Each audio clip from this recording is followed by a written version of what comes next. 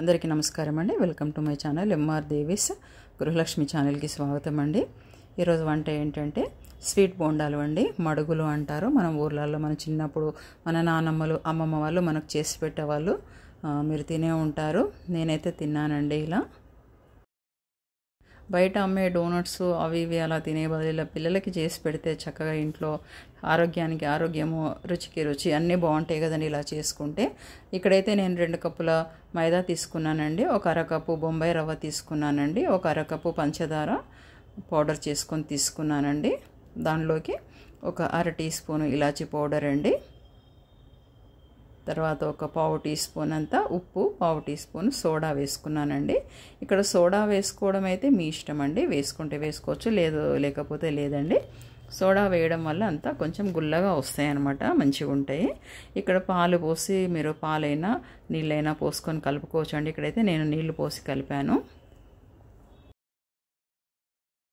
చక్కగా తగినంత నీరు పోసుకొని జారుగా మనకి ఇలా దోశ పిండి కంటే కొద్దిగా చిక్కగా ఉండాలండి. అలా కలుపుకొని ఒక గంట అలా పక్కన పెట్టేసుకోవాలండి. గంట కానీ అరగంట కానీ.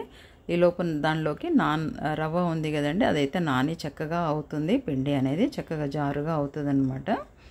ఒక గంట సేపు ఇలా పక్కన పెట్టేసుకోవాలండి. చూడండి, ఇలా చక్కగా అయ్యింది, పిండి నానింది. ఇప్పుడు మనం స్టవ్ పైన కడాయి పెట్టుకొని ఒక స్పూన్ తీసుకొని, స్పూన్ గరిటె నిండుగా చిన్న స్పూన్ ఉంటుంది కదండి, దాంతో వేసుకుంటే చాలా బాగా వస్తాయండి. కొంచెం స్టవ్ అనేది సిమ్లో పెట్టుకొని నూనె ఎక్కువ వేడి కాకుండా మామూలుగా ఇలా వేసుకోవాలండి. తర్వాత కొద్దిగా వేగుతున్నప్పుడు కొంచెం హైలో పెట్టుకొని మళ్ళీ సిమ్లో పెట్టేసుకుంటే చక్కగా వేగుతాయండి.